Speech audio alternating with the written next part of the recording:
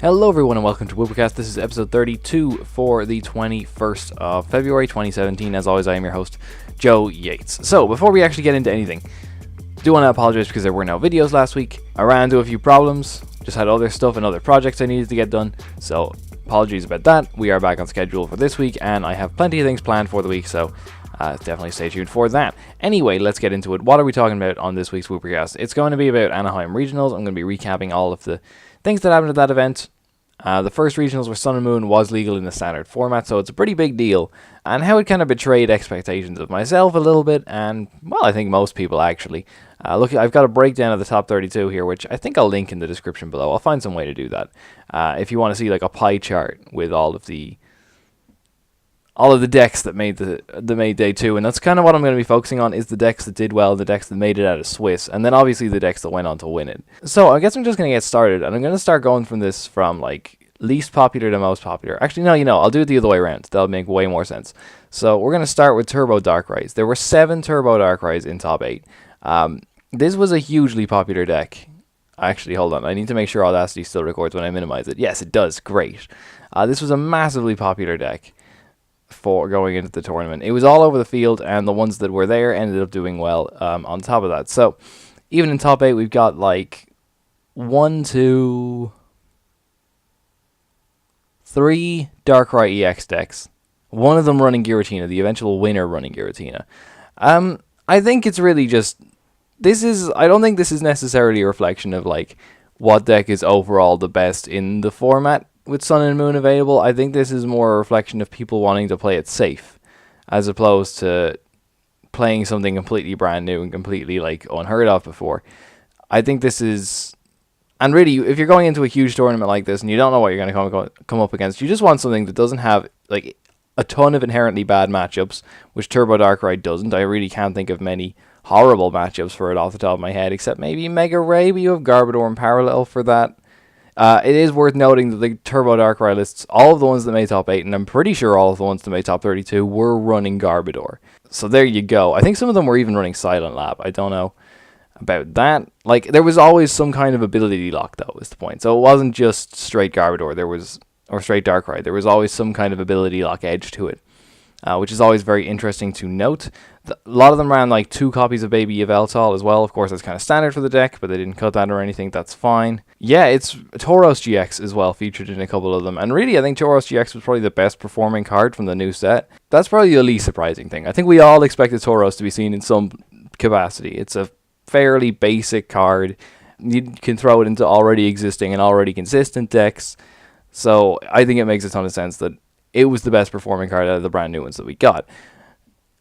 I don't know. I think it's more just there's how many decks are more consistent than Turbo Darkrai right now, and I think that's just a large part as to why such a high quantity of people wanted to play it.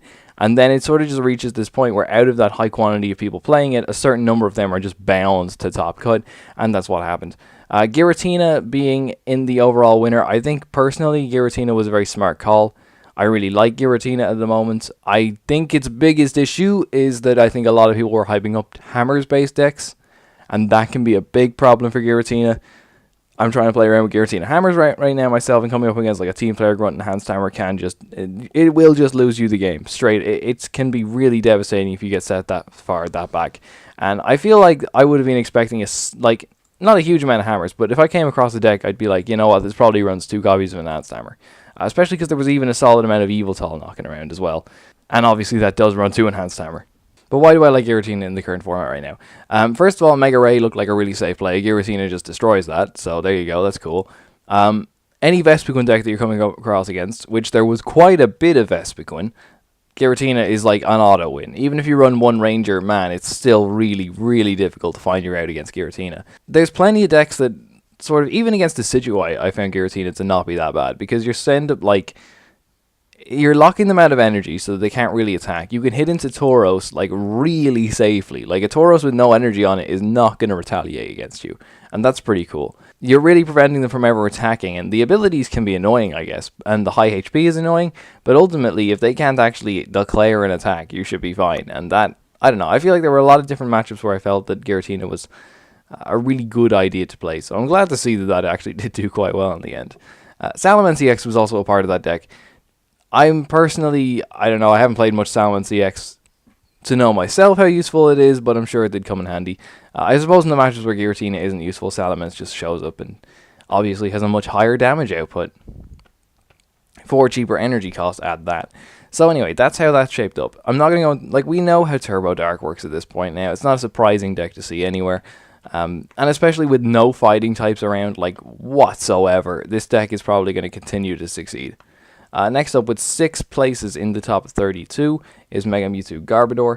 This is, I think, it shouldn't be surprising to anyone because we did see a lot of hype for Mega Mewtwo going into the tournament. A lot of people were talking about playing it. This is, again, not a very surprising inclusion in the top 8. So, and anyone who played the PTCGO ladder recently will have definitely played against some Mega Mewtwo's. I mean, they're everywhere. I really don't know how everyone caught onto it so quickly, but they did. There's not really a huge...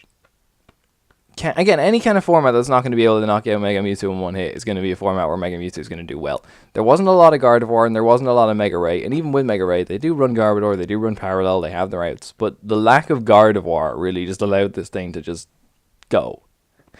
Once it got into top 8, only one of those decks ended up actually making it. Actually, 2, sorry, my mistake. 2 of those decks ended up making it from top 32 into top 8. That's 2 out of 6. That's still a solid amount. Given Turbo Darkrai was 3 out of 7. That's already making up 5 places in the top 8, which is crazy. Yes, I am adding this up right. The biggest addition that this deck got is Espeon GX. So, a lot of people were playing a 1-1 line of Espeon GX in Mega Mewtwo Garbodor. There are a few reasons for this. First of all, I want to say shout out to Tablemon for posting his list on Twitter so that we could test with it, actually, like the moment after he posted it. So shout out to him. And yeah, it's just a 1-1 line of Espeon. There's a few really cool things that this does. Because I was kind of wondering, like, yeah, it's a psychic type attacker, but what do you really gain with it? First of all, in the mirror, if you have Espeon and your opponent doesn't, man, you're golden. Like, they have to Shatter Shot you. Because Psychic Infinity doesn't apply weakness. So they need, like, 4 energy on a Shatter Shot. Or something crazy like that. But other than that, the Espeon will just plow through you. In case you forgot, it's 60 for a Psychic DCE. It does 60 damage plus 30 more. Yeah, it's 30 more for each energy attached to your opponent's active Pokemon. So if there's 2 energy on them, like a DCE, that's 120. Doubled is 240. The Mewtwo's dead. Can they retaliate? Like, it's a huge swing in the mirror. Of course, if you both have Espeon GX, you cancel each other out. But it seemed like the most of the lists, I'm not actually sure how the breakdown was of the whole tournament. One of the lists that made top 8 wasn't running the Espeon, one was. So there you go. I think it was probably about 50-50. The other really cool thing about Espeon, and this only came up as I was playing it out, was the Attack Divide GX is, like, terrifying. In case you forgot, it's placed 10 damage counters anywhere you like on your opponent's board. Psychic DCE. So let's say my opponent is playing Mega Mewtwo, and I am playing Vespiquen, okay? They go first. But for the record, I feel like this is a matchup that if the Vespiquen player goes hard enough, should be in their favor, because you do just reach a point where you can swing for 210. So bear in mind that this is a big swinger in the matchup. So they go first. They get an EV down, they attach an energy to it, and they find their Espeon GX. Again, the ability with EV means that running a 1-1 line is a lot more feasible because you only need 1 Ultra Ball to get it out. So now they have an Espeon GX with an energy on it. They pass. My turn. And all I can do is bench a couple of Combees and pass. And now I'm staring down at this thing that can potentially just knock 2 of my Combees out turn 2 of the game and set me back super far. Damn, that's like really scary. You can also obviously just not bench Combees, but you're going to have to at some point. And if you're not running Forest of Giant Plants or, Bent Spoon, that's going to be a huge issue for you. It's a crazy, crazy good card in the matchup. It's just like, you have to time it so well. As the Vespiquen player, Forest of Giant Plants will swing that. You can sort of hold off for a bit. If you play Tauros GX as well, you can just sort of put that up as a wall for a little while. Obviously, they can't do much to that. But, even if you're playing with Tauros GX, they can just use the attack that confuses you and then just sort of work from there. It's crazy. It really is. So, no, I really like it. A 1-1 doesn't take up too much space either. And yeah, it's also just another attacker that might just have a higher damage output at times than Mewtwo for the mirror as well. It just makes a lot of sense after you play it, I found. So yeah, no, that shouldn't surprise anyone again with Mewtwo doing so well. And that's just another little addition they got from the new set. So, with 5 places in the top 32, Vespiquen's Aurork variants. As you all know, Vespiquen's Aurork is a deck I really like. These variants were very weird though, very different. Most of them ran 2/2 line of Herdier. I will get onto this in a second. I want to talk about the one list I think that was running EVs first. It was running the Evolutions to change your type. If I personally was going into this tournament running Vespiquen, that's probably the version I would have played, because on paper I was really afraid of Volcanion. I was thinking Volcanion was going to be everywhere and that would be the go-to safe pick for the tournament. But it wasn't, and there wasn't as much Volcanion as we predicted. And therefore Vespiquen was allowed to sort of shine without using Vaporeon, because I don't think that matchup is very good unless you run the Vaporeon. If you want to play Vespiquen and you want to beat Volcanion consistently, you have to get the Vaporeon in my opinion. Zoroark goes a long way as well, but if you're playing against a good player, you know, they're going to be able to play around it. It's not that difficult. Point is, Vespiquen was doing well. It's like really the only non-EX deck that actually did well in the tournament. I'm like so relieved nobody made top 8 with like Passimian or something like that, or Golduck, after I've been like slagging them off for not being good decks for so long. Yeah, I mean, that shouldn't surprise anyone. I don't know even if Passimian does beat Turbo Darkrai, honestly, because you're not even one-shotting it if they stick a Fury Bell down, which is just insane. None of the Vespiquen variants were running Passimian either. Okay, guys, don't play Passimian in Vespiquen. It's terrible. It's a terrible idea. You attack with it, you don't knock out the Darkrai, they retaliate and kill your Passimian, and now that you can't even kill another Darkrai because you're at it, you don't have enough Passimians, and you've gone all this way to get 4 Passimian on your board. No, terrible idea. Don't do it. And that's the only matchup where it's actually useful. But the more interesting thing about Vespiquen, and I'm probably going to do a video on this like tomorrow, so be on the lookout for that, because I've been playing around with this a ton now, is the 2/2 Herdier. So let's talk about this. Herdier's ability is Treasure Hunt. I'm literally holding one right now for authenticity. When you play this Pokemon, to evolve one of your Pokemon, you may put an item from your discard pile into your hand. There are a few things we need to discuss about this. First of all that's a great ability, but Milotic Primal Clash exists. And Milotic says, when you evolve into Milotic, you can put any card from your discard pile into your hand. It doesn't have to be an item, it can be any card. Why would you play Herdier over Milotic? 2 big reasons. Well, actually, really 1 big reason. Technically, on paper, you look at Milotic and think this is better than Herdier in every conceivable way. And initially, I thought that too, and I was like, oh, well, we're switching straight back to Milotic when I build this.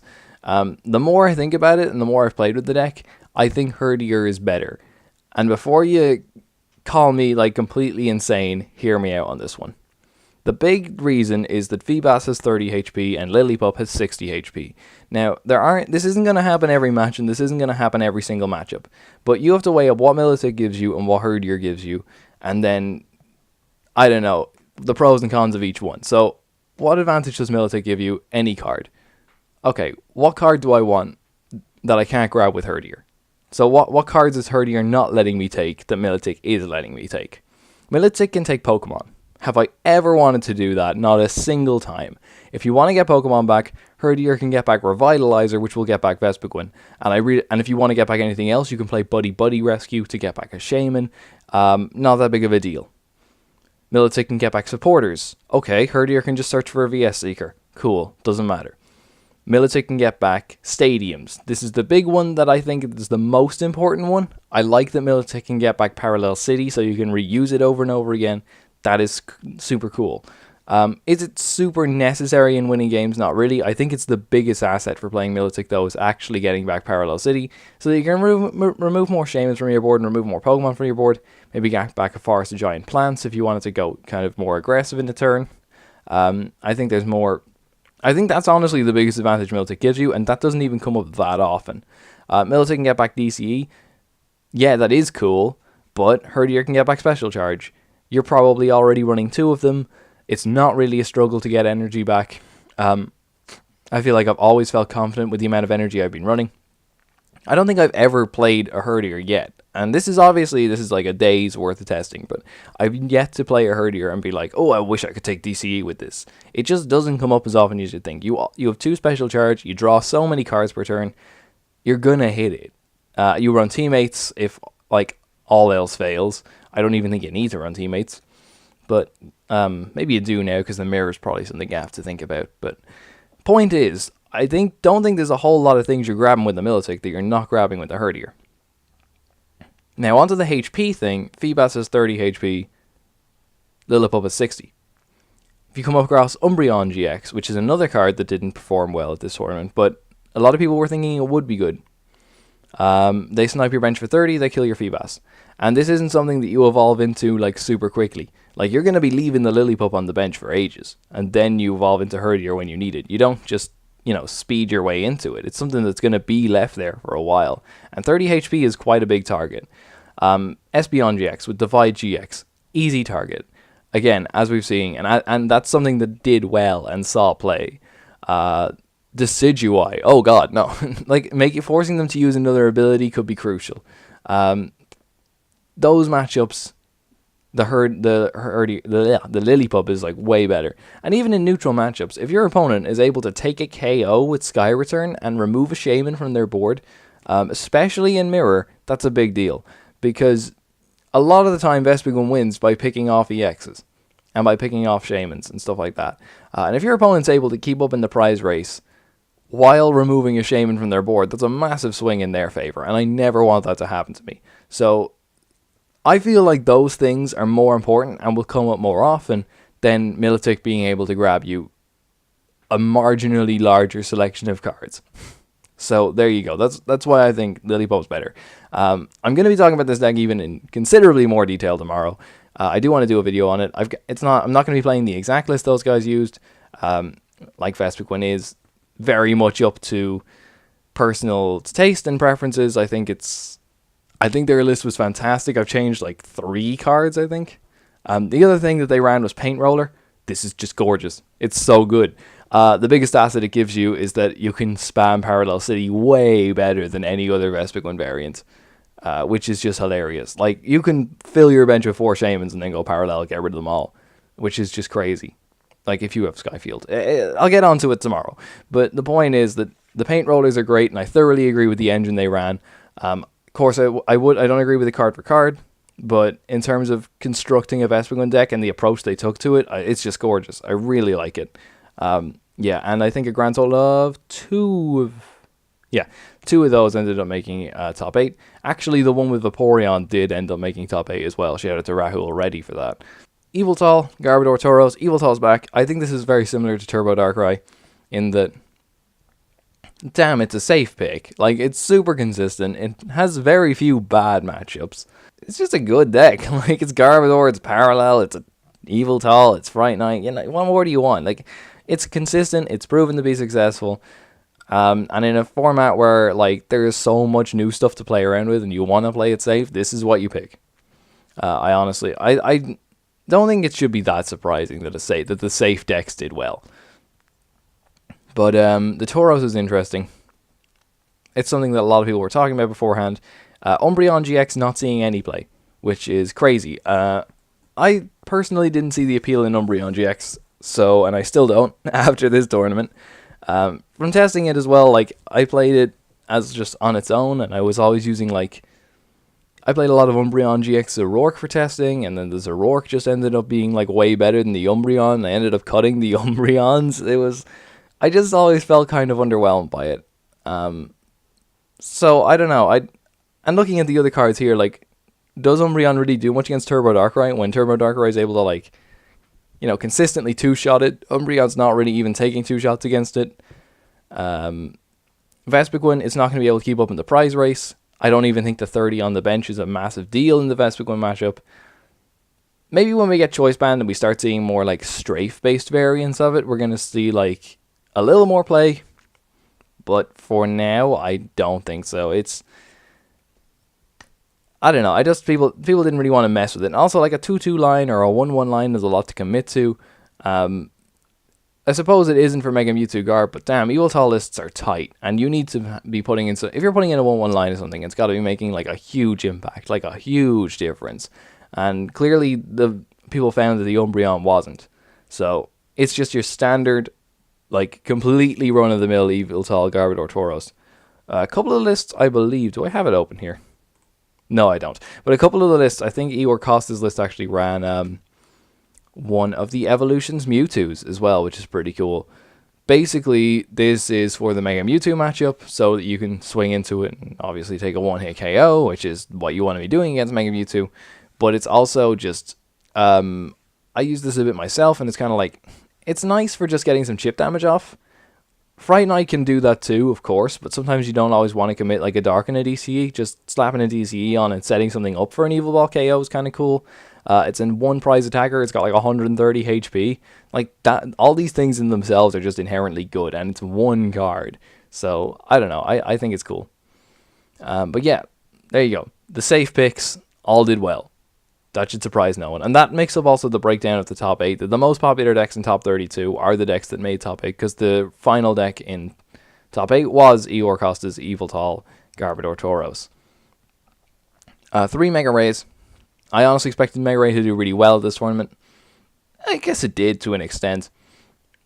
The one variant of this Mega Ray deck, though, oh my god, that ran Volcanion EX. I shit you not. One copy of Volcanion EX, with the sole reason being that you use Steam Up to get the energies in the discard pile so that you can Mega Turbo them back on. That's just genius. That's just so genius. I like laughed my ass off when I got a text that was like, "Hey, have you seen this Mega Rayquaza Volcanion deck?" And I was like, "This guy's out of his mind." But no, it's very funny. No baby Volcanions or anything like that. It's literally just to get the energy in the discard pile. And I mean, it makes sense. Like, powering up a Mega Ray turn 1 is terrifying, and I think that's a list that's equipped to do it. There was really nothing super unusual about these lists other than that. So, I guess we'll just leave it there, because we've talked about Mega Ray a tons before. We know how good it is. We know that it's one of these decks that in a vacuum performs really well. And there's not a huge amount of decks around here that one-shot it, but unfortunately, once it hits top 32, there's a lot of Garbodor, and there's a lot of Parallel, there's a lot of non-EXs, and that's not always stuff it likes dealing with. Interesting to know, actually, that the Vespiquen decks weren't running Substrika. I think looking at the popularity of Evoltal and Mega Ray, maybe you'd want to consider that. But also, Zoroark is pretty decent against Turbo Darkrai. It's sort of forcing 2 KOs. It means you don't have to be as worried about switching cards because you got stand-in. I don't know, that's all for playing around with, but I digress. So, following on from that, we have 2 Volcanion lists. Again, super bog standard Volcanion stuff. This is sort of the problem Volcanion just constantly has, isn't it? That it can make top 32 like no one's business. It's making the top 8 that sucks. And I think, yeah, I've said this before, but I think the largest problem Volcanion has is just its lack of, its lack of tactical options. Like, it's very much a deck that just does, like, one thing.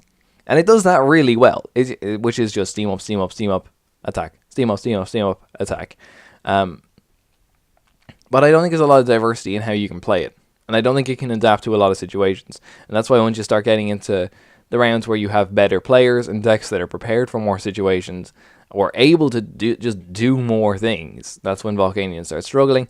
I think if we had seen a field just full of Decidueyes and Lurantises like a lot of people have predicted, or I don't know, maybe not Lurantis, but if we had just seen as much Decidueye as people predicted, then yeah, Volcanion probably would have been like storming through top 8, but that's just not how it works, unfortunately. Speaking of Lurantis, there is a deck. Lurantis did make top 32. I'm ashamed to say this, but it's Lurantis Solgaleo, that horrible meme deck that is in the Elite Trainer boxes, and when you buy them and you open up the instruction manual, and it says, "Hey, play Lurantis with Solgaleo," and everyone laughed at it at first, but apparently it's not that bad. This is still kind of in the dark. I would love to see, like, a full report from the guy who made it. I don't actually know who made top 32 with this, so apologies to you, but damn, like, I think it probably had the surprise factor on people, I'll give it that, because, Christ. Ultra Road, I want to point out, is something I think a lot of people forget about this deck, and that is the greatest ability maybe ever printed. It's like rush in for everything. It's so good. Lurantis itself, why does it partner with Solgaleo? I guess turn 1 you use Soul Burst GX or whatever it's called to get a crap load of energy in play, and then Lurantis you use to attach a bunch of stuff to it, to all the stuff at the bench.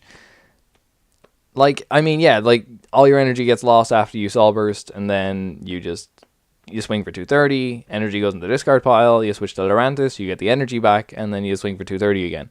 I would love to see this guy's energy count, because I'm sure it played 4 Rainbow energy, because I know for a fact he played Glaceon EX.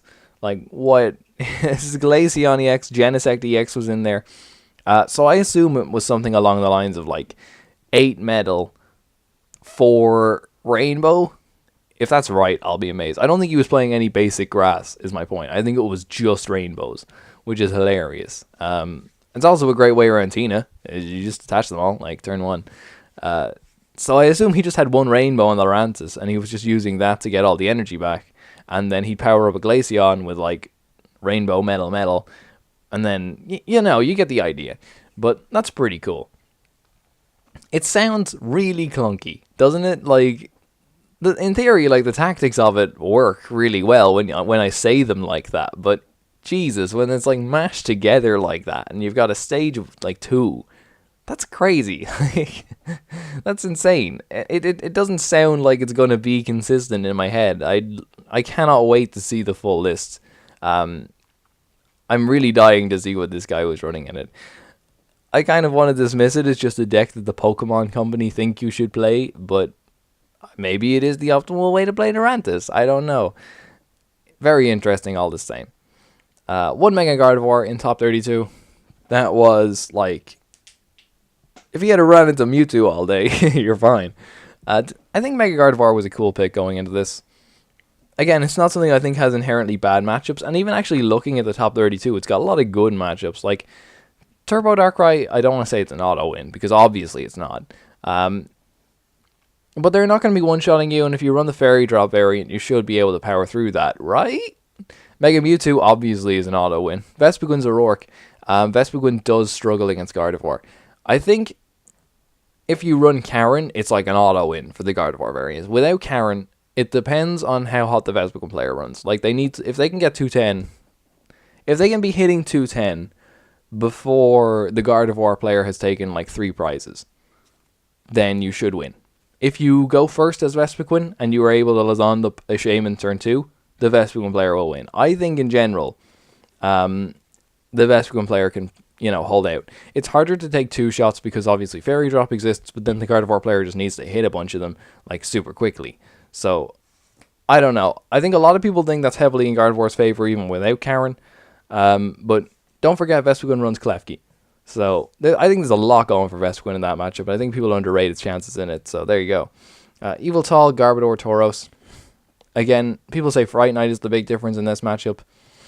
I've never actually played this one out myself, so I have no idea. So, let's just leave it at that. Mega Ray you lose to. Volcanion you probably beat, right? I mean, I've heard Gardevoir players say that they can beat. Rory swears he can beat Volcanion consistently with Gardevoir, so we'll leave it at that. Yeah, I think it's a pretty matchup dependent one, but I don't know. I'd like to hear the matchups he got in top 32 at least. Next up is Decidueye Vileplume. I have seen the list for this. It's super cool. It's the cleanest looking Vileplume list you'll ever see. For anyone wondering, it is, I think John Kettler played this of Hey Trainer. I believe he's putting an article up on it. When that article goes up and I manage to find it and edit the description of this video, I will link it to you if you want to see that. Because it's a really cool list, and I do like their blog a bit. So, it's literally, it's 444 Decidueye, and then like a 222 Vileplume, which is cool. It's I don't think it's necessarily built to be like, oh, let's get this Vileplume at turn 1 and start going with this. I think it's more like, you don't expect to get a turn 1, and your deck is built to have just enough consistency for like turns 1, 2, and 3, and then everything after that is like, it's also built to not draw dead once you get your Vileplume up. I don't know, it looks really well constructed. It's other attackers, it's also running 1 Lugia, 1 Tauros. So again, another deck where Tauros ended up shining.